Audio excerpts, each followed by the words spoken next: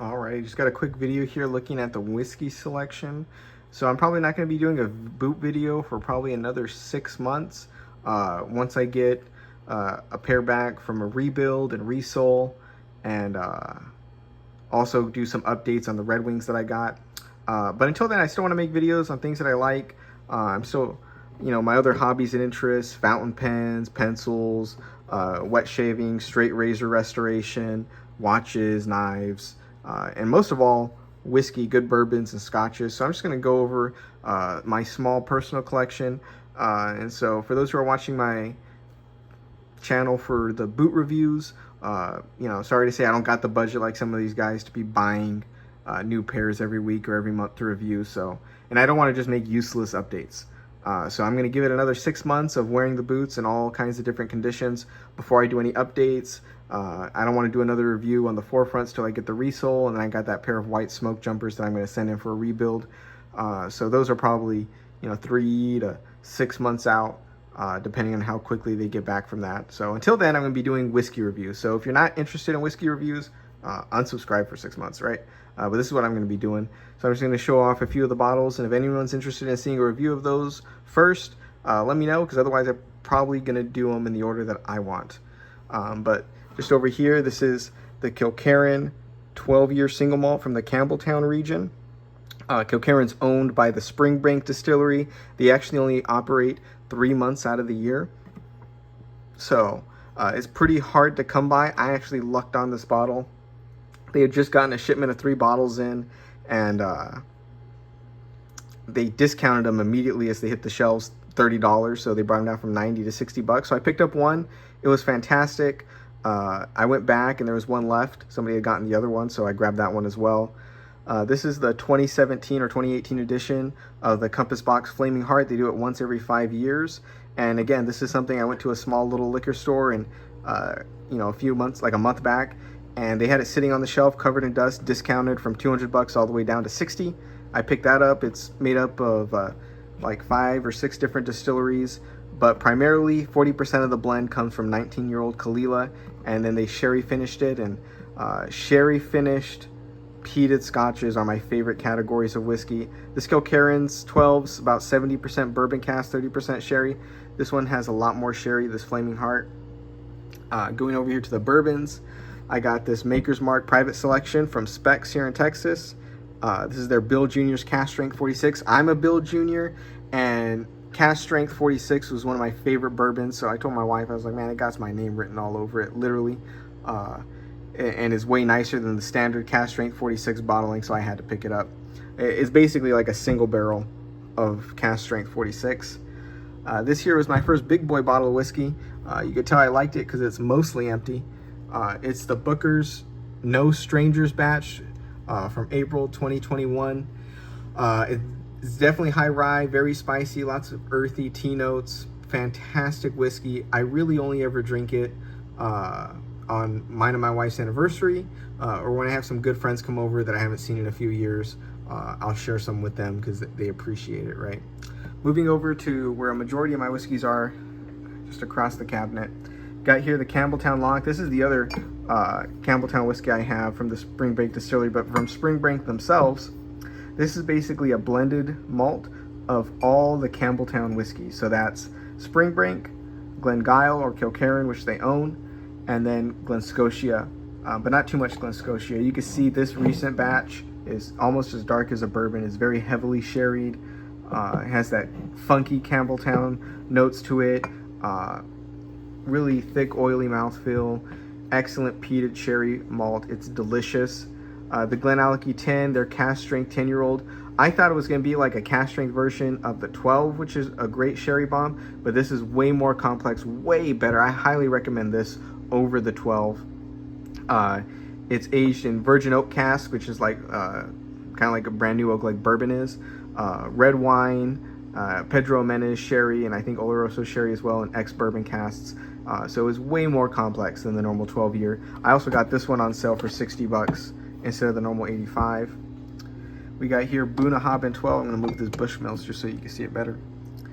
Bunnahabhain 12 is my favorite whiskey, period. Bourbon, Scotch, Irish, Japanese, it doesn't matter.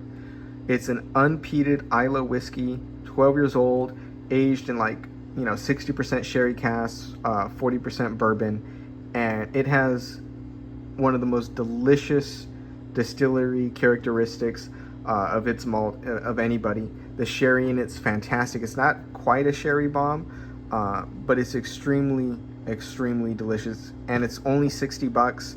There's sometimes where that's a lot of money in my budget. There's sometimes where it's not. But I always try to have a bottle of Bunnahabhain on my shelf. I think it's probably the best bang for your buck single malt on the market. Excellent whiskey. And it's very unique in that it and this other one right here from Brugladek are probably the only two readily available unpeated Islay whiskey. So if you want to taste a bit of that island character, that Islay character, without the overwhelming peat, if you're not into peat, these two are good ones to get. This is the Brugladek Classic Laddie from the Brugladek distillery. They also make the Port Charlotte 10-year-old heavily peated. This used to be a 10-year-old age-stated whiskey. When they switched to this goofy bright blue bottle, they took that away, as far as I know. But it's a 50% alcohol, 100% bourbon cask matured. So this is a great one if you're coming from bourbon. You're going to get those heavy oak notes, pepper, vanilla, but you're going to get a little bit of that coastal brine and a little bit of a savory meatiness to this one. I normally put a little bit of water in my whiskeys to help them open up, right, to really extract all the flavors. I notice it gets a very strong mineral character to it when you add water to this. So this isn't one I would recommend on the rocks or even with a splash of water. This is one I personally just drink neat, right? You got here the Bushmills 12. The Bushmills always felt like the forgotten brother of the big three Irish whiskeys, Redbreast, the Spot whiskeys, and then Bushmills. They use single malts instead of single pot stills.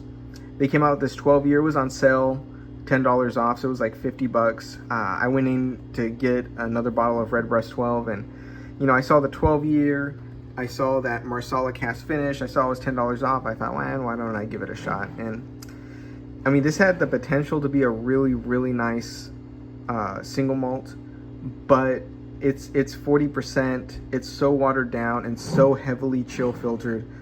It really mutes all the characters. I mean, even my wife, when I had her try it, she's like, this smells watered down. And that's really disappointing. Even if I see it on sale again for 45, 50 bucks like it is right now, I'm probably not going to grab another bottle of that.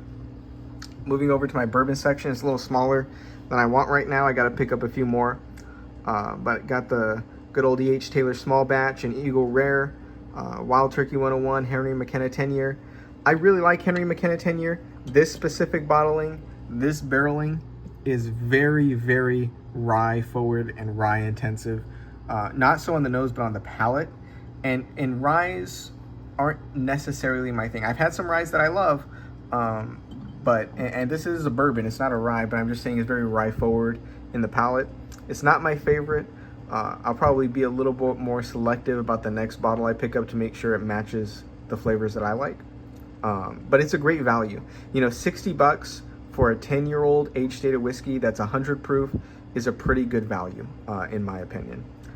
Then we have over here the Wild Turkey 101, classic daily sipper and mixer. Delicious whiskey, neat, makes great old fashioned, so I like to have that on my shelf as a mixer and a cheap sipper. Eagle Rare, probably one of the smoothest, easy drinking bourbons that you're gonna get, and at 35 to 40 bucks for a 10-year-old bourbon with that presentation and flavor profile, just so fruit forward, it's an excellent whiskey. And then you have the E.H. Taylor Small Batch, another bottled and bond like the Henry McKenna. So 100 proof, same mash bill as the Eagle Rare, but you're going to get a lot more intense and concentration of flavors. Excellent whiskey. Unfortunately, specs in my area just raised the price to 60 bucks a bottle. And to be honest, for 60 bucks a bottle, I would rather have Bunnahabhain every single day of the week. At 45 bucks like it used to be, I'd get it. At 50 bucks, I'd still pick it up. I would try to grab like 2 bottles of E.H. Taylor and 2 bottles of Eagle Rare a year, and I usually go through them, like I said, 2 a year. But at 60 bucks, man, there's a lot of other bourbons I like more. I'd rather have Specs Juke Joint Uncut Store Pick. I'd rather have Four Roses Small Batch Select. I'd rather have Wild Turkey Rare Breed. I'd rather have Maker's 46 Cask Strength, like the Maker's private selections. So, man, I might get one bottle a year now once this one's done, but not too many. Not too many. So that's all my whiskeys. Let me know in the comments if anyone's interested in seeing a review of one of those. I'll try to do those first, and then otherwise I'll just start doing reviews of the ones that I like in the order that I like.